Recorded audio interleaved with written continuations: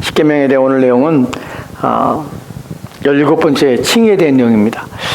칭의라고 할 때 여러분들이 어느 정도 감은 잡을 수 있습니다. 이렇게 이런 말씀을 전하겠구나 하는 그 칭의란 말이 의롭겠다는 말이잖아요. 그렇게 그런 말씀에 대한 내용이겠구나 하는 생각은 들어요. 그런데 오늘은 좀 더 다른 차원에서 칭의에 대해서 우리가 오늘 말씀을 통하여 핵심은 이것입니다. 하나님이 하실 수 없는 일을 하셨다는 것이, 우리는 그 말씀 속에서 우리는 두 가지 생각하는데, 첫 번째는요, 하나님 앞에 무한한 감사를 고백하게 되는 것이죠. 두 번째는요, 그래서 우리는 조금 더 의심하지 않고 확신 가운데 서게 됩니다. 오늘 칭의가 바로 우리 가운데 주는 의미예요. 먼저 칭의를 살펴볼 때 제가 칭의의 범위가 지금 어딘지를 말씀을 드릴게요. 우리가 지금 하고 있는 부분은 십자가 안으로 지금 들어와서 십자가의 내밀한 부분들을 살펴보고 있어요. 그 가운데 하나님께서 십자가를 통해 이루신 성취하신 세 가지가 있다고 말씀드렸습니다. 이 얘기는 제가 계속 할 것이에요.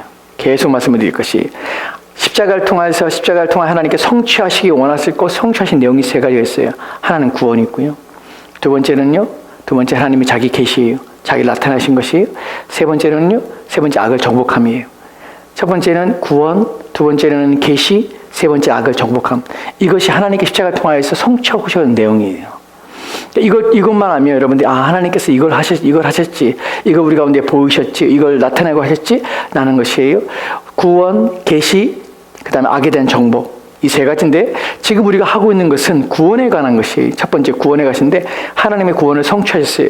근데 구원은 단순히 구원이란 큰 틀 안에서 그냥 성취하신 것이 아니라 이 구원에는 4개의 이미지를 가지고, 성경에는 4개의 상징을 가지고 구원을 설명하고 있다는 것이에요. 첫 번째 설명이 무엇이죠? 화목제물이에요. 두 번째는 뭐였습니까? 구속이라는 말이에요. 그리고 오늘 세 번째 칭의라는 말을 할 것이에요. 첫 번째에 슬라이드 볼까요? 첫 번째로 우리가 살펴봤던 화목제물이라는 것에서 여러분의 성경이 말하고 있는 이미지, 이 단어의 이미지는 무엇이냐면 성전에서예요. 성전에서 제사를 드리는 상징, 제사 드리는 내용을 가지고 이 단어를 설명하는 것이에요. 화목제물이라는 것이 무슨 말이라고 했습니까? 달랜다는 뜻이에요. 달랜다는 말. 하나님은 달랠 필요가 있다는 것이에요. 하나님의 진노가 누그러뜨려야 될 필요성이 있다는 것이, 왜냐하면 하나님은 악에 대하여 진노하시기 때문에 그래요. 우리 하나님이 진노하실 때 그 진노가 우리랑 다르다는 사실을 알게 됐죠. 하나님의 진노하시면서 그 진노는 거룩한 분노예요. 죄에 대하여 하나님께서 본성에 나오는 죄에 대한 하나님의 성품이자 죄를 대하시는 하나님의 방법이자 태도세요. 하나님은 진노가 있는데 이 진노를 누그러뜨려야 되는 것이에요. 그래서 우리는 이 진노를 누그러뜨려 중요한 것이 뭐냐면, 이 누그러뜨리는 방식에 대하여 하나님께 달랠 필요가 있는데, 그 달래는 방식에서 그리스도께서 십자가에 달려 죽는 방식으로 하나님은 자기를 달래시다는 것이에요.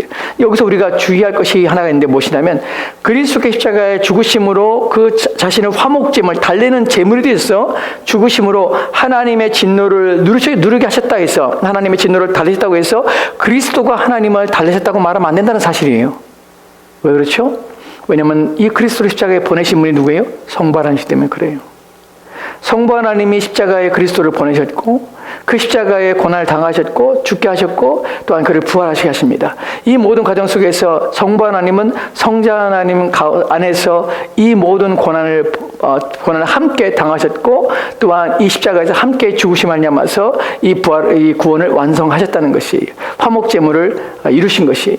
무슨 말이냐면, 이 달램에 있어서 우리는 하나님의 진노가 달램을 받아야 하지만, 이 달램은 그리스도가 하나님을 달래시는 것이 아니라 하나님이 그리스도 안에서 함께 죽으심으로 본인 스스로가 그리스도를 통하여 제물을 본인 스스로가 받으시고 그 안에서 함께 고난을 받아서 본인 스스로가 만족하셨다는 것이, 우리는 이 모든 영광을 누구에게 돌리냐면 성부 하나님께 돌리는 것이, 우리는 하나님이 자신을 달래셨다라고 표현하는 것이 맞다는 사실이에요.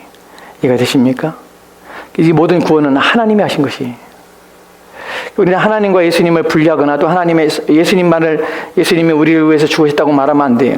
우리는 하나님이 그 안에서 함께 우리 죄를 위해서 고난을 당하셨고, 또한 성부 하나님께서 그 일을 통하여서 자기 자신을 달했다는 표현이 성경이 말하고 있는 내용입니다. 이것이 화목제물에서 우리가 본 것이에요.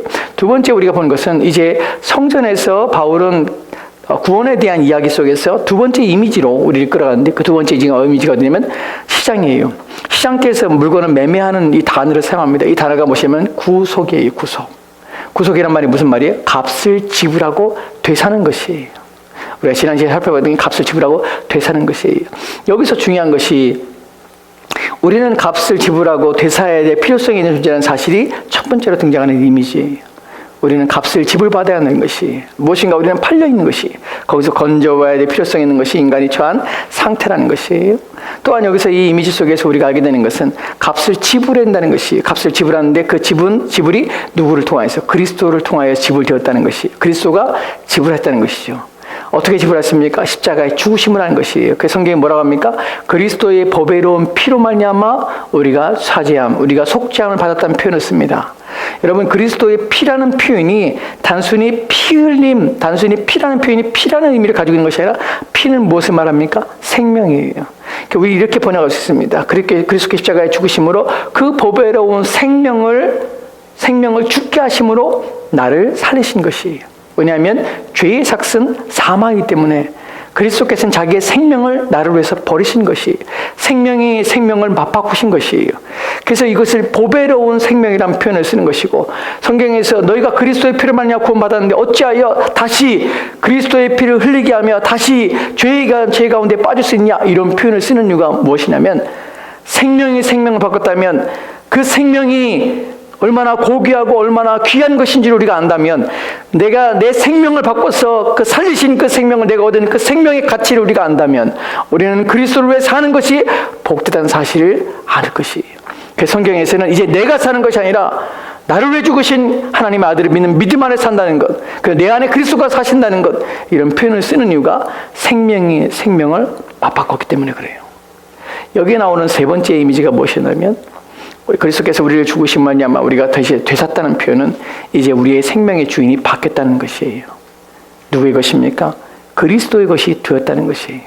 왜냐하면 그분이 나를 사셨기 때문에. 그래서 예수를 믿는다는 것은 그리스도가 나의 생명의 주인이고 나의 삶 전체의 주인입니다. 나는 고백을 할 수밖에 없는 것이에요. 이걸 모르기 때문에 사람들은 여전히 예수를 믿어도 그리스도 앞에 순종하며 그리스도를 위해 사는 삶에 대하여 부정적일 뿐만 아니라 거부감을 가지고 있고 또한 그것에 대하여 아무런 생각을 개의치 아니하며 그 일에 대하여 무관심합니다. 그리고 이제 예수를 믿는 것과 내 삶은 분리되어서 교회 나가서 하나님 믿지만 내 모든 삶은 내가 주인 되어 살아가는 것이 여러분 그 사람은 그리스도를 만났을까요? 만나지 않았을까요? 그 사람은 정말 그리스도가 그를 구원했을까요? 구원하지 않았을까요? 여러분 하나님께서 이룬 구원이 속죄를 통하여 값을 지불하고 사셨다는 것이라면 내가 산받지 않은 것처럼 산다는 것은 내가 그리스도의 것이 아닌 것처럼 산다는 것은 그 사람이 구원받았습니까? 받지 않았습니까? 만약 그 사람이 구원받았다면 그는 자기의 생명, 자기의 삶을 자기 것으로 소유할 수 없습니다. 자기를 위해 살 수가 없습니다. 만약 그가 무지하다면 배워야 되겠지요. 그러나 그가 정말 그리스도인이라면 그렇게 살면 안 되는 것이에요. 왜냐하면 하나님이 이루신 구원은 구속이 포함되기 때문에 그래요. 우리를 값을 지불하여 사는 것이 그 안에 담겨있기 때문에 그래요. 오늘 우리가 세 번째 살펴볼 것은 칭의에 대한 내용입니다. 칭의란 것은 의로움이에요. 의롭게 칭하다는 것이에요. 근데 의로움, 공의, 하나님은 의로우신 분이 공의로우신 분입니다. 여기 시작할 때 우리가 생각할 것이 공의롭고 의로우신 분이라는 것에서 성경에서 하나님이 어떤 분이신가 하는 부분을 먼저 살펴볼 것이 잠언 11장 보면 15절 말씀이 이렇게 기록되어 있습니다. 같이 읽까요? 시작. 악인을 의롭다 하고 의인을 악하다 하는 이 두 사람은 다 여호와께 미움을 받느니라. 아멘. 잘 들으세요. 악인을 의롭다 하고요. 의인을 악하다 하는 이 두 사람은 어떻게 됩니까? 여호와께 미움을 받는 것이다. 하나님이 미워하시는 행동이라는 것이에요. 악인을 의롭다 하는 것은 미워하는 것이에요. 심지어 의로운 자를 악하다는 것도 미워하세요. 하나님께서는 악한 자는 악하게 되고 의로운 자를 의롭다고 하실 수밖에 없는 것이 이것이 하나님의 법이에요. 그런데 놀랍게도 이 법이 깨어집니다. 이 법이 성경에 이런 구절이 있다는 것이 의아합니다. 하나님께 분명히 악을 악한 자라고 합니다. 근데 악한 자를 의롭다고 합니다. 이 일이 일어나는 것이 칭의예요. 로마서 4장 5절 말씀 봅시다. 같이 읽겠습니다. 시작. 이를 아니할지라도 경건하지 아니한 자를 의롭다 하시는 이를 믿는 자에게는 그의 믿음을 의로 여기시나니. 아멘. 이 구절에서 여러분이 보는 것이 무엇입니까? 일을 아니했어요. 여기서 일한다는 것은 바깥에서 일한다는 말이 아니에요. 자기를 위해서 의롭게 하는 경건하고 거룩한 그래서 의로워지는 일들을 하지 않은 것이에요. 이 사람 무슨 사람이에요? 악한 사람이에요. 악인이에요. 일을 안 했는데 자기를 경건하게 하는 의롭게 사는 삶을 전혀 살지 않았는데, 그래서 이 사람은 불경건한 사람이에요. 불경건한 사람, 악한 사람이에요. 죄인이에요. 그런데 이 죄인을 갖다가 의롭게 하시는 일이 일어났다는 것이에요. 경건하지 아니한 자를 의롭다 하시는 이가 누구예요? 하나님 그렇게 하셨다는 것이에요. 여러분, 이것이 하나님께서 하실 수 없는 일들이 일어난 것이에요. 잠언 10장 아까 15절 말씀에서 뭐라고 했습니까? 악인을 의롭다 하는 자는 하나님께서 미워하시는 것이, 하나님께서 미워하시는 일이에요. 근데 하나님이 하신 것이, 이것이 칭의에서 우리가 보는, 우리가 생각할 때는 어떻게 그럴 수가 있을까? 어떻게 하나님이 그렇게 하시는가? 나는 의문을 가지고 이거 서로 충돌하는 것이 아닌가? 하나님께서는 속이는 것이 아닌가? 나는 생각하게 하는 것입니다. 어떻게 이런 일이 있을까? 이것이 칭의에 대한 내용이에요. 근데 바울이 이렇게 말하고 있다는 것이에요.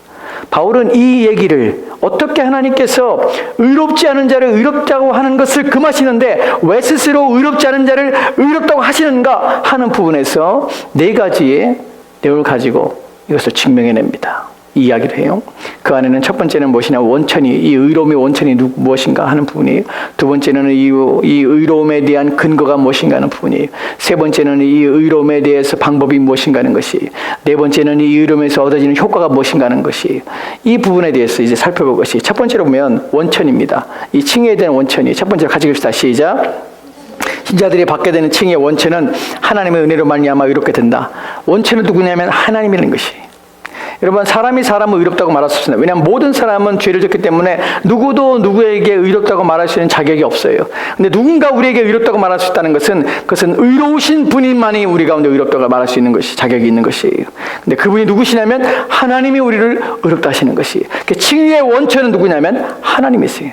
하나님이 우리를 의롭다 하시는 것입니다. 로마서 8장 33절 말씀 볼까요? 같이 봅시다. 같이 읽겠습니다. 시작. 누가 등이 하나님께서 택하신 자들을 고발하리요? 의롭다 하신 이는 하나님이시니. 그렇습니다.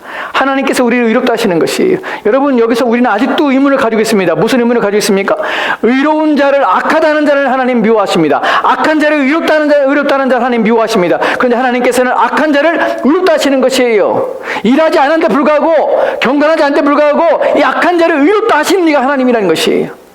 우리 아직도 하나님이 이렇게 하시는 일에 대해서 우리는 이해를 못합니다.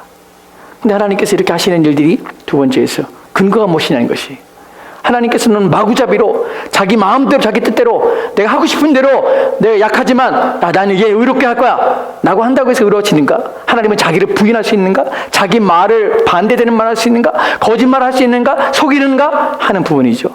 성경은 절대로 그럴 수 없다고 그래요. 왜냐하면 하나님은 변하지 않습니다. 변함이 없을 뿐만 아니라 자기 말에 모순되지 않습니다. 하나님은 또한 누군가 속이거나, 또 하나님께서는 자기 말에 대치가 되거나 자기 말에 모순되는 어떤 행동이나 또한 말도 할 수 없는 분이세요. 왜냐하면 그러면 정직하시거든요. 그분은 옳으시거든요. 그럼 어떻게 하나님이 칭의의 원천이 되셔서 악한 자가 아무것도 하지 않았는데 어떻게 그에게 의롭다고 말할 수 있는가 하는 부분이죠. 이분에 대해서 근거에 대해서 두 번째로 살펴볼 텐데, 두 번째 봅시다. 칭의의 근거. 두 번째는 칭의의 근거입니다. 이제 우리가 살펴볼 내용인데, 로마서 5장 9절 말씀에는 이렇게 기록되어 있습니다. 같이 읽읍시다. 시작. 그러면 이제 우리가 그의 피로 말미암아 의롭다 하심을 받았으니 더 그로 말미암아 진노하심에서 구원을 받을 것이니. 아멘. 아멘. 여기서 우리는 칭의의 근거가 나옵니다. 하나님께서 원천을 하나님께서 의롭다고 하셨고요. 그 의롭게 하신 근거가 무엇이냐면 바로 우리가 그의 피로 말미암아 의롭다 하심을 받았느니라. 여러분, 피로 말미암아 의롭다 하심을 받았다는 사실을 기억하십시오. 이 말이 중요합니다. 우리의 의로움의 근거는 우리가 한 어떤 것이 아니에요. 우리가 일하지 않은 건 당연한 것이, 우리는 경건하지 않은 건 당연한 것이, 악한 자가 악한 것은 당연한 것이, 근데 하나님께서는 우리를 악한 자를 의롭다 하실 때에 우리 편에서는 아무것도 행한 것이 없지만 하나님 편에서 무엇인가 하셨다는 것이에요. 하나님께서 그 의로움의 근거를 만드셨다는 것이, 우리를 의롭다고 말할 수 있는 근거가 주어졌다는 것이에요. 그 근거가 무엇이냐면 그의 피로 말미암아 의롭다 하신 것이. 누구의 피입니까? 그리스도의 피입니다. 그 피로 말미암아 우리는 의롭게 된 것이. 여러분, 이 부분에서 제임스 패커라는 신학자가 이렇게 말을 했습니다. 같이 읽을까요? 시작. 하나님께서 천상의 법정에서 재판장으로서 자신의 의를 손상시키지 않고 죄인을 석방하면서 정당화된 칭의를 죄인에게 부여해 주시는 하나님의 은혜로운 행동이다. 이것이 뭐냐면 칭의란 말의 정의예요. 칭의는 천상의 법정에서 일어난 일이에요. 하늘의 법정에서 재판장이신 하나님께서 자신의 의로 손상시키지 않아요. 자신의 의가 어떻게 손상되죠? 악인은 무턱대고 의롭다 하잖아요. 그러면 자기가 의로움이 충돌되잖아요. 자기의 거짓 때문에 충돌되잖아요. 아무것도 안 했는데 자기 마음대로 얘는 죄인이지만 내가 의롭다 할 거야 라고 말하는 그분은 의로운 재판장이 될 수 없는 것이, 하나님이 될 수 없는 것이, 그러니까 하나님은 그렇게 하실 수 없는 것이, 할 수 있는 것이 아니란 것이, 그 자기 의를 손상시키지 않은 것이에요. 하나님은 바르게 하신 것이에요. 바른 옳은 재판장으로 일하신 것이에요. 어떻게 해요? 죄인을 석방하면서 정당화된 칭의를 죄인에게 부여해 주시는 하나님의 은혜는, 정당화된 칭의를 하나님께서 부여했다는 것이 어떻게 해요? 바로 그리스도의 죽음을 통하여서 대신 우리의 모든 죄책을 짊어지게 하셔서 이 죄인에 대한 죄를 그 사람 다른 그리스도에게 옮겨가고 그에게 물으심으로 이 사람의 죄에 대해서 없이 하며 이 죄인 책임을 다 지도록 하게 함으로 이 사람이 짊어야 되는 책임이 없어지게 하는 것이. 그래서 우리는 칭의합니다. 이 내용에 대한 설명이 그 다음에 있는데 같이 보도록 합시다. 같이 읽겠습니다. 시작. 하나님께서 죄인을 의롭다고 하실 때에 하나님께서 하시는 일은 악인을 선하다고 선언하거나 또는 그들이 결국은 죄인이 아니라고 말하시는 것이 아닙니다. 하나님께서 하시는 것은 죄인을 법적으로 의롭다고, 즉 그들의 불법에 대한 형벌을 자기 자신이 아들 속에서 당하셨으므로 죄인들은 그들의 불법으로 인한 처벌에서 벗어났다고 선언하시는 것입니다. 예, 하나님께서는 죄인을 의롭다고 하실 때는 이런 의미가 아니에요. 악인을 선하다고 그냥 선하는 것이 아니에요. 아무것도 행하지 않고 야 선해! 라고 하나님께서 말을 바꾸신 것이 아니에요. 또는 그들이 결국은 죄인이 아니라고 말하신 것도 아니에요. 하나님 어떻게 하셨냐면 하나님께 하시는 일은 죄인을 법적으로 의롭다고 하시는 것이에요. 즉 그들의 불법에 대한 형벌을 자기 자신이 아들 속에서 당하신 것이에요. 그리고 죄인들은 그들의 불법으로 인한 처벌에서 벗어났다고 선언한 것이에요. 그래서 칭의는 법정적인 선언이에요. 죄를 지은 죄인에 대해서 당신은 형벌 7년 이렇게 형벌을 때립니다. 근데 옆에 있는 사람이 내가 그 형벌을 대신 받겠습니다. 그 형벌은 분명히 죄에 대한 대가를 지불해야 되는데 그 대가를 다른 사람이 대신 담당한 것이. 그 사람은 죄인이지만 그 사람 법정적으로는 책임이 없어지게 되는 것이. 즉 우리에 있는 책임이 없어지게 된 것이. 우리가 의로워진다는 것은 우리의 성품이 바뀌었다는 말이 아닙니다. 우리의 본성이 바뀌었다는 말이 아니에요. 우리가 착해졌다는 말이 아니에요. 내가 짊어야 될 책임이 그리스도께서 내 책임을 다 지었다는 것이에요. 나는 이제 더 이상 책임을 물을 수가 없다는 것이에요. 그럼 난 도덕적으로 깨끗한가? 그렇진 않아요. 여전히 우리는 죄인이에요. 여전히 우리 악한 자예요. 이것이 바로 하나님께서 이루신 것입니다. 여러분, 칭의와 특사는 다릅니다. 우리가 광복절에 되면 광복절 특사가 나옵니다. 여러분, 특사란 말이 무슨 말입니까? 특별히 사면하는 것이에요. 죄를 졌어요. 죄의 대가를 받아요. 근데 어떤 나라의 경축이나 어떤 좋은 일이 생겼을 때 그 죄를 갖다가 없이 하는 것이에요. 그래서 무조건 용서해 주는 것이에요. 아무 대가를 치르지 않고 용서해 주는 것이에요. 그래서 사면받고 나오는 것이 자기 죄값을 다 지불하지 않고 나오는 것이에요. 그것이 특사입니다. 칭의는 특사가 아닙니다. 죄값을 다 지불하지 않고 운 좋아서 어느 경축이 날에서 누군가 재판장이 기분이 좋고 나라가 기분이 좋고 어떤 좋은 일이 있어서 내가 특별히 내 죄를 다 채우지 않고 그냥 풀려나는 것이 아니에요. 칭의는 다 지불된 것입니다. 그 값을 다 지불한 것이에요. 죄의 값이 남지 않도록 다 그리스도께서 그 죄값을 다 지불하신 것이에요. 우리가 다 지불돼서 나온 거자들이. 그래서 우리 가운데 뭐라고 말합니까? 더 이상 우리가 정죄가 없는 것이. 왜냐하면 다 지불되었기 때문에. 이것이 하나님이 그리스도 안에서 우리를 위해 이루신 일이에요. 이것이 우리가 하는 감사한 것입니다. 내가 행하지 않았는데 얻게 된 것이. 다 지불돼서 나온 것이. 그리스도께서 한 톨의 죄까지도 다 지불하신 것이에요. 우리는 이것이 감사하는 것이에요. 왜냐하면 내가 아무것도 행하지 않았거든요. 근데 하나님께서 나를 받아주신 것이. 이것이 칭의에 대한 세 번째 내용, 이제 세 번째 내용을 보겠습니다. 세 번째는 우리가 해봐야 될 원천, 근거, 이제는 방법이에요. 그럼 어떤 방식으로 되어 있냐 하는 부분이죠. 성경에서는 이신칭의 방법으로 되어 있다는데 봅시다. 세 번째 방법, 세 번째는 칭의 방법인데 세 번째는 바울은 말하기를 이신칭의 방법으로 되었다고 그래요. 이신칭이 무슨 말입니까? 믿음으로 의로워진다는 것이에요. 이신칭의 믿음으로 의로워져서 의롭다고 칭함을 받는 것이에요. 이것에 대하여 첫 번째 내용을 보면요, 이신칭에 대하여 이신칭이 무엇인지 설명하고 있는데 같이 읽읍시다. 시작. 오직 믿음으로만 의롭게 된다는 이 말은 우리의 어떤 행위도 하나님부터 칭의를 얻는 구실을 할 수 없음을 인정함으로써 우리의 행위의 모든 공로를 완전히 제거하려는 것이며, 또한 그렇게 함으로 우리의 칭의의 공로와 공적을 오직 그리스도와 가장 귀한 그의 피 흘림에 전적으로 돌려드리는 것이다. 아멘. 여기서 중요한 것이 뭐냐면 우리의 모든 관심과 성경의 모든 내용과 우리의 믿음의 모든 고백 속에서 가장 중요한 것은 하나님이 영광을 받고 하나님 높임을 받는 것이, 그 어떤 것들도 하나님 앞에만 우리의 모든 구원에 있어서 오직 하나님께만 영광을 돌리는 것이 이신칭이라는 말이 그것입니다. 이신칭이라는 말은 이런 의미예요. 오직 믿음으로 이렇게 된다는 말이지만 이것은 어떤 행위도 하나님부터 칭의를 얻을 수 있는 구실이 없다는 것을 인정하는 것이, 나에게 있어서 어떤 구실, 어떤 행위도 하나님 앞에 의롭다고 칭을 받을 수 있는 것이 전혀 없습니다 라는 것이 이신칭의 말이에요. 또한 우리의 행위의 모든 공로를 완전히 제거하는 것이, 내가 무엇인가 하나님 앞에 내어놓거나 하나님 앞에 조금이라도 하나님 앞에 들여서 나의 의롭다고 인정받을 만한 그 어떤 것들도 하지 않고 있으면, 하지 못하고 있으면 그럴 능력이 내게 전혀 없음을 우리가 고백하는 것이 인칭이 모두가 제거하는 것이, 누구의 공력, 누구의 공적, 누구의 의로움? 나의 것이. 나는 아무것도 없습니다. 아무것도 없습니다. 그래서 어떻게 해요? 우리의 칭의와 공로와 공적을 오직 그리스도와 가장 귀한 그의 피 흘림에 전적으로 돌리려는 것, 이것이 바로 이 신칭이에요. 누가? 오직 그리스도에게. 나의 모든 것은 누구에게? 그리스도에게. 그분이 다 하셨습니다. 나는 아무것도 하지 않았습니다. 내가 할 수 있는 것은 아무것도 없습니다. 오직 주님의 은혜입니다 라고 고백하는 것이 이 신칭입니다. 그렇게 우리는 이 바울이 말하고 있는 믿음으로 의롭게, 오직 믿음으로 말미암아 의롭게 되니라, 이 말씀에 대하여 우리는 깊이 인식하고 오직 모든 공로를 그리스도의 피 앞에 돌려야 하는 것입니다. 이것이 방법이에요. 어떻게 우리가 의롭게 되는가? 바로 그리스도의 이 모든 그리스도의 은혜로 말미암아 우리가 이 방식으로 우리가 의롭게 되는 것이. 또 다른 내용이 있으면 하나 더 봅시다.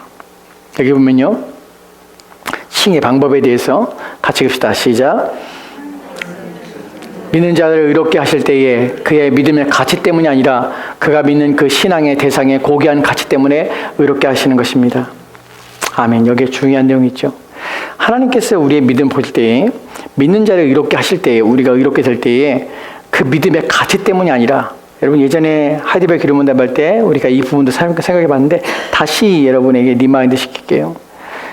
우리가 믿다고 할 때 내가 믿는다는 그 사실이 나를 의롭게 하는 것이 아니라, 그것이 내 믿는다는 말이 그 가치가 있어서 하나님께서 내가 너를 구원할게 라고 말하는 것이 아니라, 내가 믿는 그 신앙의 대상의 고귀한 가치 때문에, 그분 때문에, 내가 믿는 그분의 가치 때문에 나를 의롭게 하시는 것이, 내 말의 고백에 내 구원이 달린 것이 아니라 내가 믿는 그 믿음의 대상의 고귀한 가치 때문에 하나님께서는 나를 구원해 주시는 것이, 즉 이 믿음 또한, 내가 믿는다는 고백 또한 나에게 있어서는 나의 행위가 아니라 하나님의 은혜로 내가 고백하게 되는 것이고, 하나님께서 내가 믿는다는 그 말을 귀하게 여기신 것이 아니라 내가 믿는다고 할 때 믿는 그 대상이신 그리스도의 고결하고 그의 귀한 그의 보배로운 피로 말미암아 이룬 그 일 때문에 나를 구원해 주시는 것이, 이것조차도 내게는 행위가 아니라는 것이, 내가 믿는다 나는 말이 나를 구원하는 것이 아니에요. 하나님의 그 믿는 대상에 대한 그 은혜 때문에 나를 구원해 주시는 것이, 이것 또한 우리 가운데 은혜예요. 감사해요. 마지막으로 네 번째 살펴볼 내용은 이제 효과입니다. 칭의 효과. 우리가 살펴봐도 원천, 그리고 근거, 그리고 방법, 이제 효과입니다. 칭의 효과예요. 칭의를 통해 일어난 일인데, 첫 번째는 갈라디아서 3장 26절과 28절 말씀이 있습니다. 같이 읽겠습니다. 시작. 너희가 다 믿음으로 말미암아 그리스도 예수 안에서 하나님의 아들이 되었으니 누구든지 그리스도와 합하기 위하여 세례를 받는 자는 그리스도로 옷 입느니라. 너희는 유대인이나 헬라인이나 종이나 자유나 남자나 여자나 다 그리스도 예수 안에서 하나이라. 아멘. 네 번째의 칭의의 효과는 무엇이냐면 이제 우리가 하나님의 자녀가 돼서 하나님의 자녀의 공동체 속에 들어가겠다는 것이에요. 이것이 칭의로 얻어지는 의로운 자의 모임, 구원받은 하나님의 권속이 되고 자녀가 되며 새로운 공동체가 된다는 것이에요. 그래서 본문에 보면 그리스도를 옷 입어야 너희는 유대인이나 헬라이나 종이나 자유인이나 남자나 여자나 다 그리스도 예수 안에서 하나이라. 이 하나 속에 우리는 부름받았다는 것이, 이것이 칭의로 얻게 되는 우리가 이제 그리스도 안에서 칭의가 됨으로 인하여서 우리가 하나가 됐다는 것이에요. 또 다른 구절이 있습니다. 디도서 2장인데요. 디도서 2장 14절 말씀 마지막 구절입니다. 같이 읽읍시다. 시작. 그가 우리를 대신하여 자신을 주심은 모든 불법에서 우리를 속량하시고 우리를 깨끗하게 선한 일 열심히 하는 자기 백성이 되게 하려 하심이라. 아멘. 본문에서 우리를 대신하여 자신을 주심은요, 모든 불법에서 우리를 속량하시고 우리를 깨끗하게 하셔서 어떻게 해요? 선한 일을 열심히 하는 자기 백성 되게 하려 함이라. 이것이 칭의를 얻게 되는 효과입니다. 칭의를 통해서 우리가 얻게 되는 것이 무엇이냐면 모든 불법에서 우리를 속량하셨고 더 이상 죄를 짓지 않게 하며 죄 가운데 살지 않게 할 뿐만 아니라 우리를 깨끗하게 하는 일들을 반복해서 계속해서 할 뿐만 아니라 선한 일을 열심히 하는, 그래서 하나님이 자기 백성 돼서 선한 일을 열심히 할 수 있는 하나님의 자기 백성 되게 하는 일, 이것이 바로 칭의를 통하여 되어지는 것이에요. 의롭게 됨으로 인하여서 자신을 계속해서 의로운 상태로 날마다 자신을 살아가게 되는 것이에요. 그리고 선한 일에 매진하게 되는 것이에요. 이것이 의롭게 하시는 하나님의 목적이자 하나님 우리 가운데 이루신 일이라는 사실입니다. 그럼 우리는 어떻게 됩니까? 우리를 깨끗하게 속량하신 그 주님 앞에, 자기를 깨끗하게 하는 그 모든 불법에서 우리를 건져주신 그분 앞에 우리는 죄를 범하지 않는 일에 참여하며 자신을 깨끗하게 하여서 날마다 주님 앞에 서야 합니다. 그리고 우리에게 선한 마음을 주셔서 양심을 주셔서 그 선한 일을 추구하며 쫓으며 그 일을 행하도록 하는 능력을 우리 가운데 주신 그분 앞에 그 선한 일을 열심히 함으로 인하여서 하나님의 자기 백성 된 삼으신 목적을 이루어야 하는 것입니다. 이것이 칭의가 우리 가운데 주는 효력이요, 우리 가운데 주는 목적의 의미입니다. 여러분, 칭의는 세 번째 내용입니다. 칭의는 우리가 살펴봤던 화목제물, 구속, 칭의입니다. 왜 칭의가 세 번째인지 아십니까? 칭의는 화목제물보다 먼저 올 수 없습니다. 왜 그럴까요? 왜냐하면 하나님의 진노가 달래지 않는 이상 누구도 의로워질 수가 없습니다. 칭의는 구속보다 먼저 올 수가 없습니다. 왜냐하면 죄를 값을 지불하지 않는 한 누구도 의로울 수가 없기 때문에 그래요. 그래서 첫 번째로는 화목, 하나님의 달램과, 두 번째로는 구속, 값을 지불하고 사심과, 그리고 이제 우리가 의롭게 되는 칭의가 오게 되는 것입니다. 하나님께서 이 세 가지를 십자가를 통해서 이루셨고 이것이 구원을 통해서 우리 가운데 주어진 일들입니다. 이 말씀을 통하여 여러분이 깨달아야 할 것이, 제가 첫 번째 드렸던 두 번째 드렸던 말씀에서 이미 말씀드린 것처럼 하나님 앞에 감사하십시오. 아무것도 아닌 자들을, 우리가 일하는 것이 없는 자를, 경건하지 않은 자를 의롭다 하시는 그분 앞에 우리가 섰음을 기억하며 오직 하나님 앞에 감사하십시오. 두 번째는 우리를 의롭게 하신 그분이 결코 우리를 버리지 아니하시며 우리를 떠나지 않는다는 확신과 소망 가운데 여러분이 믿음으로 하나님을 더 의지하며 신뢰하십시오. 왜냐하면 우리를 의롭게 하신 그분이 우리를 버리거나 또한 우리 가운데 우리의 모든 도움에서, 우리의 환난에서 우리를 건져주지 않지 않을 것이라는 사실을 여러분이 믿으셔야 합니다. 우리를 의롭게 하신 그분은 반드시 우리로 하여금 우리 인생에서 우리를 붙잡으시며 우리를 도우실 것입니다. 그 확신이 우리 가운데 이런 구절을 통해서, 이런 말씀을 통해서 우리 가운데 가진 소망이요, 확신인 것입니다. 뭐냐면 그리스도를 통해서 우리를 의롭게 하신 그분이 결코 우리를 포기하며 우리를 버린다는 것은 그리스도의 피를 헛되게 하는 것이기 때문에 결코 그렇게 하지 않으신다는 사실입니다. 여러분이 이 칭의가 여러분의 구원을 여러분 안에 이루었다면 하나님께서 끝까지 저와 여러분을 지키시고 인도에 가실 것을 확신합시다. 그리고 어떤 어려움에도 낙심하지 말고 오직 하나님을 바라봅시다. 이것이 저와 여러분이 이 칭의를 배우며 십자가를 배우면서 우리가 마음의 확신과 또 마음에 가져야 할 내용입니다. 우리 오늘 말씀을 가지고 우리 함께 하나님 앞에 같이 기도하기 원합니다.